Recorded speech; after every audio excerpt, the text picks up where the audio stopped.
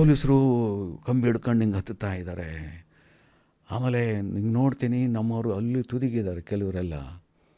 ಚದ್ರ ಹೋಗ್ಬಿಟ್ಟು ಅದು ಸಿಗಲ್ಲ, ಎಲ್ಲಿ ಕಾಣಿಸೋದೇ ಇಲ್ಲ.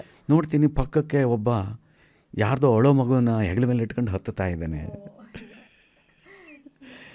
ನನಗೆ ಅನ್ನಿಸ್ತು, ಇದು ಪರೀಕ್ಷೆ. ಇದು 1-2 ತಾಸು ಆದಮೇಲೆ ಬೆಟ್ಟದ ಪಾದ ಕೆಳಕ್ಕೆ ಬಂದು ಶಿಳ್ಳೆ ಹಾಕಿ ಚಪ್ಪಾಳೆ ತಟ್ಟಿ ಎಲ್ಲರನ್ನೂ ಕೂಗಿ ಕರೆದು ಅವರೇ ಲೀಡರ್ಶಿಪ್ ತಗೊಂಡು ಅವರೇ ಕರೆದು ಸಾಲಕ್ಕೆ ನಿಂತ್ಕೊಂಡು, ಬನ್ನಿ ಸ್ವಾಮಿ ತಗೊಳ್ಳಿ ಲೆಕ್ಕ ಅಂತಂತಂದರು. ಆಮೇಲೆ ಯಾರೋ ಒಬ್ಬರು ಸಂದರ್ಶನಕ್ಕೆ ಇಂಟರ್ವ್ಯೂ ಮಾಡೋಕ್ಕೆ ಬಂದ ಪ್ರಶ್ನವರು, ಎಂಥ ಅವಕಾಶ ಇತ್ತಲ್ರಿ, ಹತ್ತಿ ಬಿಟ್ಟಿದ್ರಿ, ಯಾವುದಾದ್ರೂ ಕಡೆಯಿಂದ ಇಳಿದೋಗ್ಬಿಡ್ಬೋದಿತ್ತಲ್ಲ. ಹೌದು, ಬೆಟ್ಟ ತಲೆ ಮೇಲೆ ನೆತ್ತಿ ಮೇಲಿದೆ, ಅಲ್ಲಿಂದ ಇಳಿದೋಗ್ಬಿಡ್ಬೋದಿತ್ತಲ್ಲ.